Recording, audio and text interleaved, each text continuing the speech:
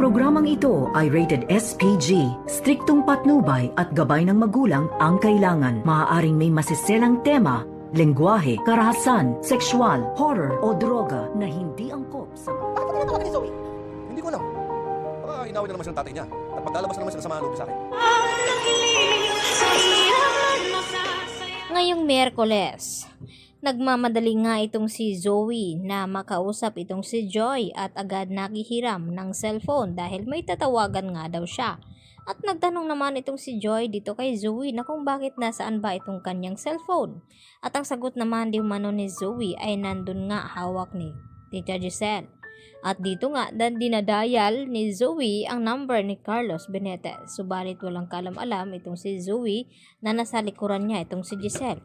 At nang sagutin na nga ni Carlos ang tawag ni Zoe ay agad na inagaw ni Giselle itong cellphone. At nagtanong itong si Giselle kay Carlos na kung bakit daw tinatawagan siya dito ni Zoe. At ang sagot naman ni Carlos sa kanya na hindi daw niya alam. Baka raw ay inaaway na naman daw itong si Zoe ng kanyang ama, kaya magsusumbong na naman ng sama ng loob daw dito sa kanya. At dahil dito, tila natakot naman ng husto itong si Zoe na baka malaman ni Giselle ang kanilang plano.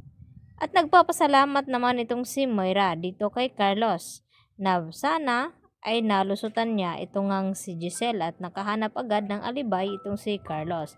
At kinakailangan na magmamadali daw sila upang makatakas na nga itong si Moira at makapunta na nga ng Japan.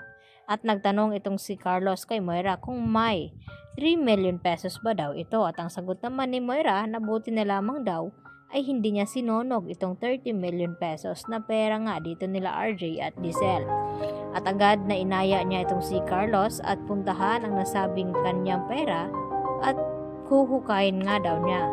At pagdating na nila Carlos sa lugar na iyon, ay nagulat itong si Moira nang makita na wala na nga itong kanyang pera at nakuha na nga ng iba.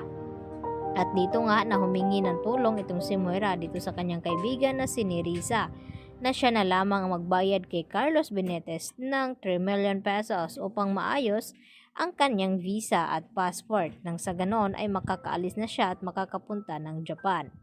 Tila tumitindi na rin ang hinala dito ni Giselle kay Zoe, kaya binalaan niya itong si Eric na kung makita itong si Zoe ay huwag hayaan na makaalis sa Apex dahil duda ito na may binabalak itong si Zoe na tulungan ang kanyang ina at ito na nga ay hindi nagkamali dahil humingi nga ng tulong itong si Zoe kay Carlos Benitez at gustong malaman ni Zoe kung natulungan ba ang kanyang ina na si Moira.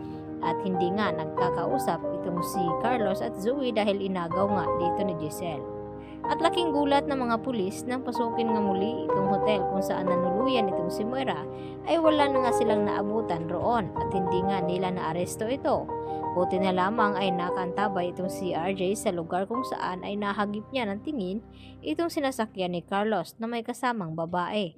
At duda nga itong si RJ na si Moira iyon dahil kitang-kita naman ang hitsura ni Moira at dito nga na tinawagan ng mga pulis na papuntahin sa airport kung saan naroon itong sina Moira at Carlos.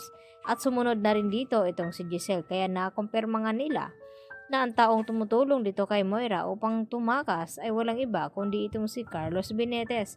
Kaya walang duda na madadamay na rin itong si Carlos sa lahat ng mga pinagagawa ni Moira. Dahil nga sa kanyang anak na si Zoe na nakiusap ito na tulungan ang kanyang ina at huwag hayaang makulong. Kaya yan naman ang ating patuloy na pakaabangan bukas. Dito lamang yan sa Abot Kamay na Pangarap. Yan lang po at maraming salamat sa inyong panonood.